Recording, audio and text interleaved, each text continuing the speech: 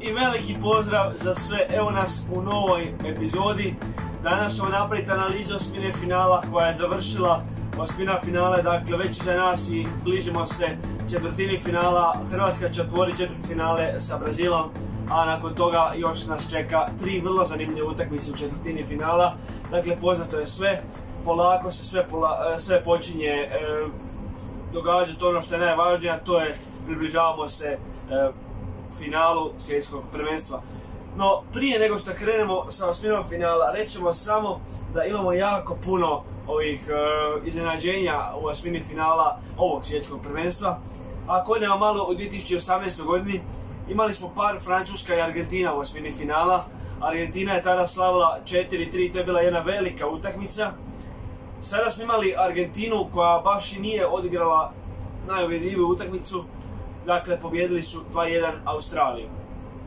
Imamo Urugvaj prošle godine, to je prošlo svjetsko, sa Portugalom. Urugvaj je pobjedio Portugal 2-1, a vidjeli smo da šta se dogodilo sa Urugvajem u skupini sa Portugalom. Urugvaj nije došao u osminu finala. Španjolska i Rusija su igrali također osminu finala 2018. godine. Zanimljivo, Rusija je na penale pobijedila Španjolsku, dakle i tamo je Španjolska otišla u osmini finala svjetskog prvenstva, dakle nije mogla doći dalje kao ni sada. Iznenađujuće, i tada je pobjedio pobjednik koji nije bio uvjerljiv, to je Rusija, a sada je pobjedio Maroko također na penale. Imali smo Hrvatsku koja je igrala sa Danskom 2018. godine. Bilo je 1-1, znam onaj gol Danske u 3. minuti, čini mi se, ali preokretom, opet koji s Japanom 1-1 završava i nakon toga imamo te penale i tu cijelu dramaturgiju sa našim hrvatskim reprezentativcima i naravno danskima. Onda imamo Brazil i Meksiko, 2018. 2-0 je završilo za Brazil. Belgija je pobijedila Japan tada 3-2, dakle tada je Japan otišao u osmini finala. Imali smo Švedsku koja je otišla sa 1-0 pobjedivši Švicarsku u četvrtinu finala. Imali smo Kolumbiju i Englesku je završila 1-1 u 90 minuta, pa se onda išlo u produžetke, pa na penale i tako Engleska pobijedila 4-3 na penale.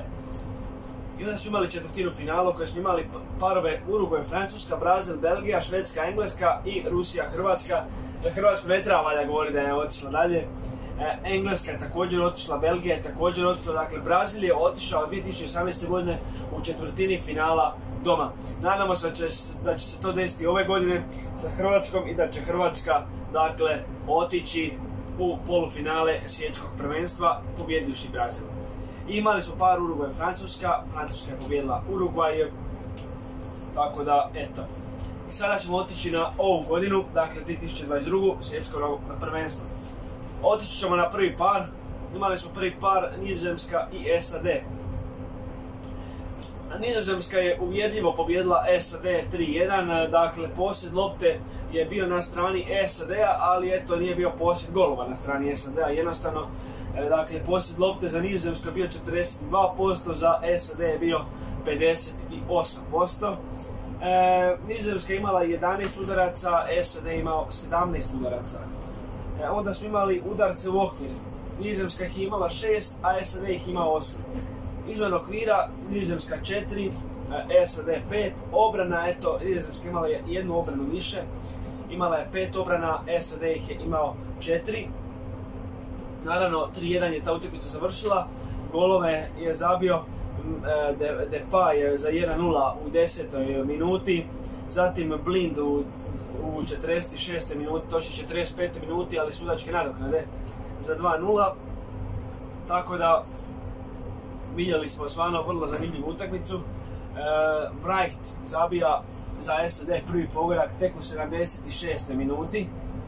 Dakle, i tu je SAD mislila da će moći nešto napraviti. Jednostavno, SAD mislila da će doći do 2-2 i da će ta utakmica otići na produžetke.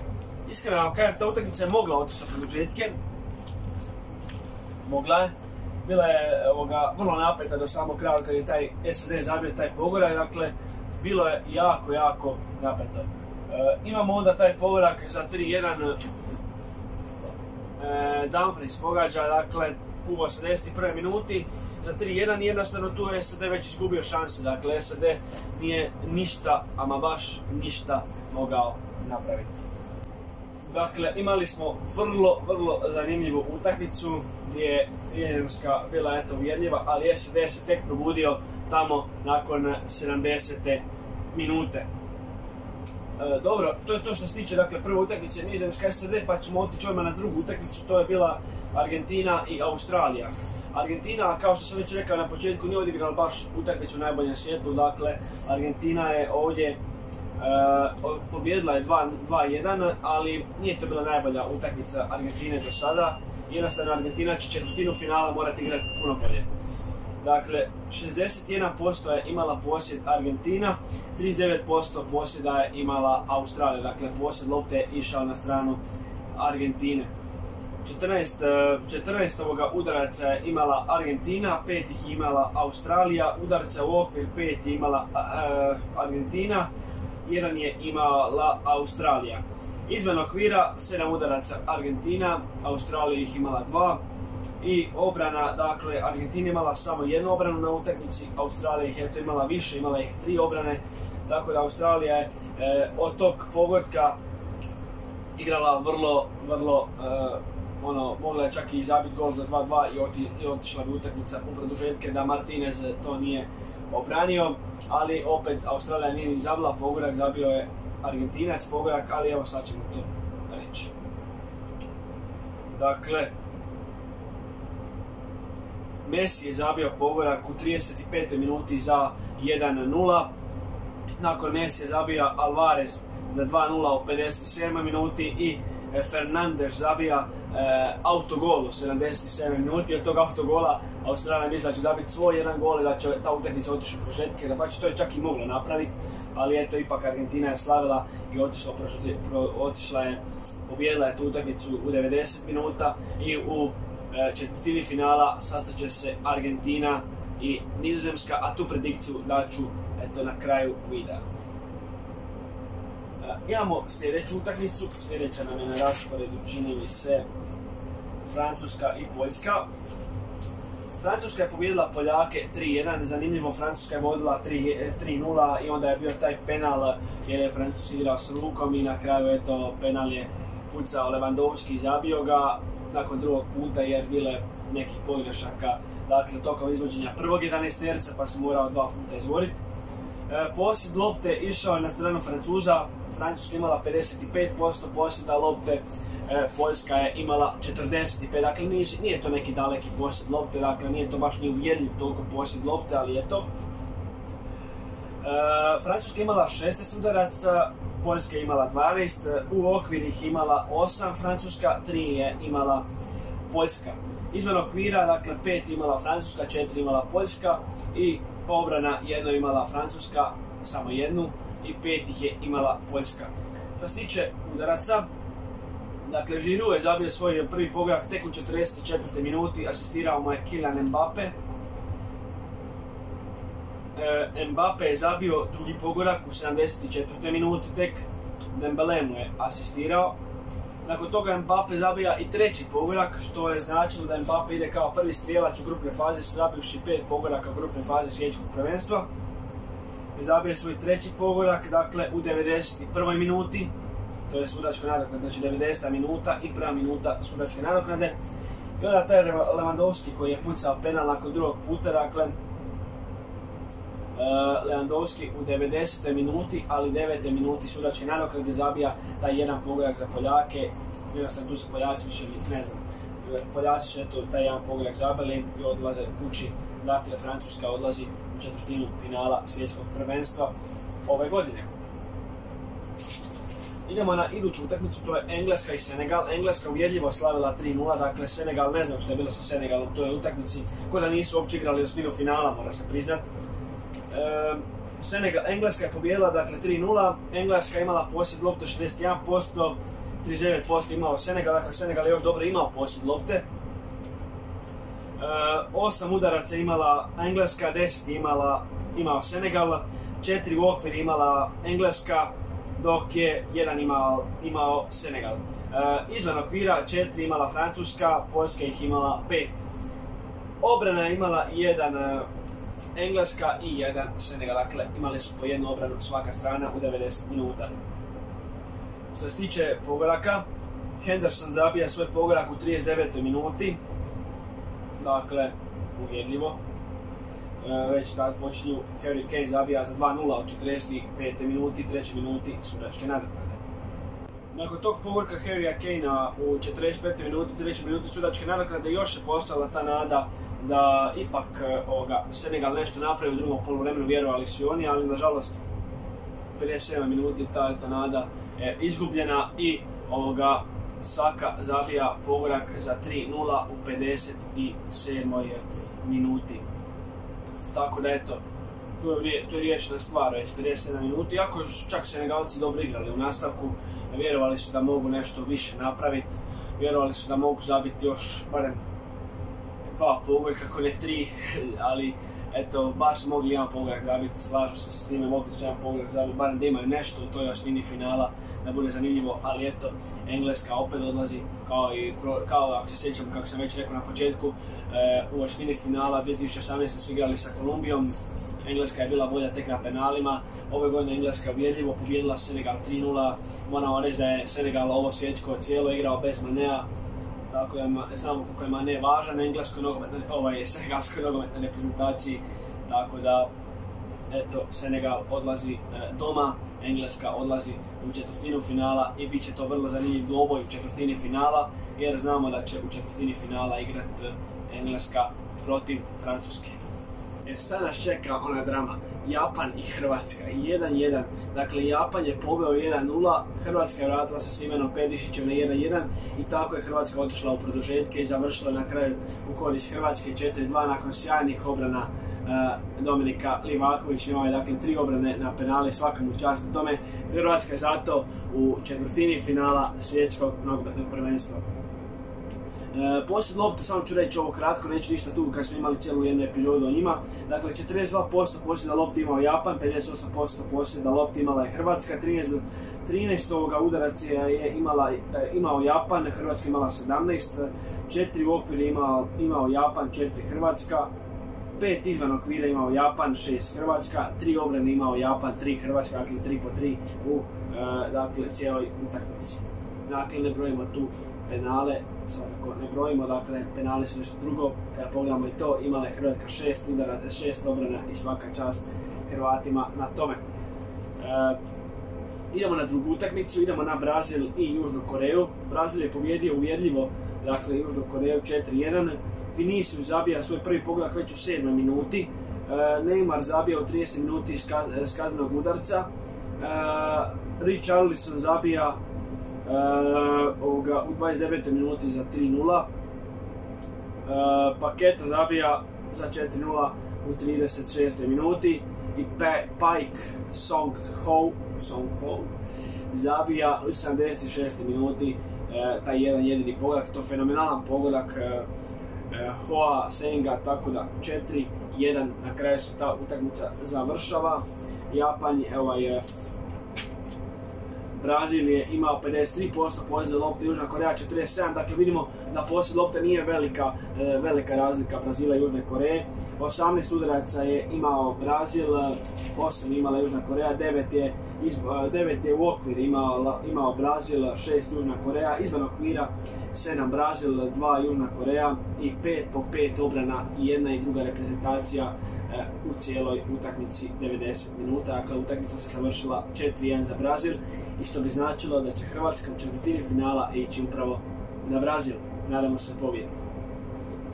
Imamo iduću utakmicu, Maroko i Španjolska, vrlo dramatična utakmica, vrlo zanimljiva utakmica, može se reći čak i u 120 minuta, 0-0 je na kraju završila, ali vrlo zanimljiva. Nas ništa puno reći o toj utakmici, otišla je na produžetke, na penale također, Maroko je pobjedio, Španjolska opet dolazi doma u osmini finala kao i u 2018. u Rusiji. Zanimljivo je to što je Španjolska drugi puta izgubila s većim posjedom lopte od protivnika. To se desilo s Japanom koji je također imao malo posjed lopte, ali je pobjedio tu utakmicu. Sad se desilo da Maroko ima 23% posjeda lopte, Španjolska 77%, ali opet na penale je drugačija stvar. Jer znamo kako je Španjolska kada ide na penale. Tako da jasno je sve. Udaraca Maroko imao 6, Španjolska 13. u okvir je Maroko imao 2, Španjolska 1, izvan okvira Maroko imao 4, Španjolska 7, obrana, dakle Maroko imao jednu jedinu obranu, Španjolska 2 tokom cijele utakmice, dakle ne brojimo tu također penale. Da, što se tiče udaraca, Sabiri je zabio prvi pogodak za Maroko, Sarabija izvan okvira, dakle promašen penal. Hakim zabija za 2-0 svoj drugi penal, Soler, dakle golman Bono obranjuje. Onda jedan udarac nije zabio, također obrana je bila tu golmana Španjolske, pa Busquets također obrana Bone i onda Hakimi za 3-0 i Maroko odlaze tako u četvrtinu finala svjetskog prvenstva. Imamo sada još jednu za kraj utakmicu, vrlo zanimljivu utakmicu. Portugal je pobjedio Švicarsku čak 6-1. To niko, ama baš niko nije mogao reći da će čak toliki rezultat biti. Portugal je pobjedio 6-1 sa posljednom loptom 48%, a Švicarska imala 52%, dakle sve jasno. 15 udaraca imao Portugal, Švicarska ih imala 10, Portugal imao 9 u okvir, Švicarska 3, izvan okvira 3 po 3, Portugal imao jednu obranu, Švicarska 3 obrane. I eto, ne znam što se desilo Švicarskoj, stvarno ne znam. Dakle, već je Ramos je zabio svoj pogodak u 17. minuti, Pepe u 33. minuti, Ramos drugi pogodak zabio na utakmici, dakle u 51. minuti, Juireiro zabija svoj pogodak u 55. minuti 4-0. Dakle, 4-0, samo malo imamo nekih poteškoća. Onda Akanji, dakle Švicarska tu dolazi do jednog jedinog pogodka na utakmicu u 58 minuti, dakle 3 minute je prošlo i već Švicarska vraća. To je bilo vrlo zanimljivo. I treći pogodak Ramosa, hat-trick radi na utakmici, 67 minuta, 5-1. I za kraj Leao zabija u 90 minuti, u drugoj minuti sudačke nadoknade, svoj 6. pogodak na utakmici. I vrlo zanimljivo što se većina utakmica igrala bez Cristiana Ronalda. Ronaldo ušao tamo negdje pred kraj, čini mi se, sad ću vam reći točno kada. Da, Ronaldo je ušao u 73. minuti, izašao je Felix. Dakle, vrlo zanimljivo, Ronaldo nije igrao utakmicu. Navodno se nešto posvađao sa izbornikom mu je vratio time da neće igrati cijelu utakmicu od početka i na kraju se to pokazalo korisno. Vidimo da je Portugal pobjedio uvjerljivo 6-1. Ronaldo je nakon te utakmice sramotno otišao s terena, nije slavio s igračima kako je to i predviđeno, dakle otišli su ipak u četvrtinu finala, ali se nakon toga i zahvalio na Instagramu, to jest da, na Instagramu se zahvalio svim suigračima na Facebooku.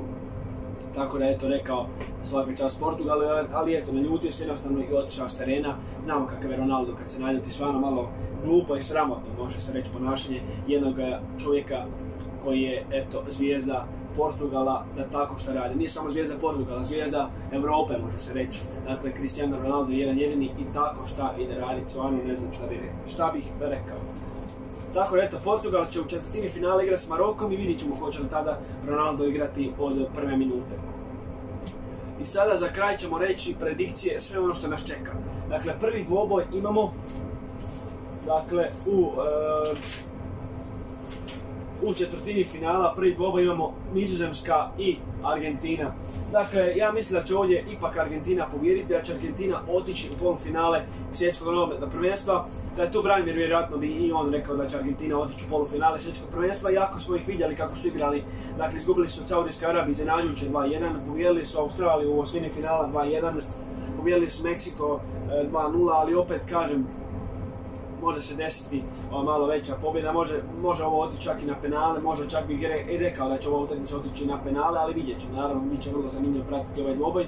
I vrlo zanimljivo je to da kažem da u osmini finala jedino koji je išao na penale je upravo grupa A i grupa F, to je naša grupa i grupa s kojom se mi križimo, dakle Maroko, Španjolska i Hrvatska, Japan, jedine utakmice koje su išle na produžetke, ali i na penale, dakle nije se još niti jedna utakmica riješila u 120 minuta, tako da eto, vidjet ćemo kako će biti četvrtina finala i hoće li se uopće ići na produžetke ili na penale koja utakmica, ili će se ovo sve riješiti 90 minuta. Bit će vrlo zanimljivo, imamo jake protivnike i jake utakmice. Evo iduću utakmicu imamo Francusku i Englesku. Francuska, dakle, koja drži taj status još prvaka i Engleska koja želi status prvaka, ali ja ću ovdje reći ipak da će Francuska otići dalje. Francuska, dakle, odlazi u polufinale svjetskog nogometnog prvenstva. Engleska je dobra bila sada, znamo kako je igrala, tek čekala je te pobjede, nije imala pobjede tokom cijele godine, čekala je svjetsko prvenstvo, dočekala je pobjede. Dakle, Engleska je bila jako loša, ali i Francuska mora se priznati. Ali ovo je svjetsko prvenstvo, to je svako dobar, može se reći na svoj način. Tako da, ja ću reći o ovoj utakmici u četvrtini finala, da će u polufinale otići Francuska. Sve osim Francuske bit će veliko iznenađenje, dakle da Engleska ode. Tako da eto, očekujem Francusku u polufinalu svjetskog prvenstva, a tada bi onda Francuska u polufinalu svjetskog prvenstva nogometnoga. Francuska bi tada igrala sa boljima iz ovog ogleda kojeg ću sada spomenuti. Samo malo.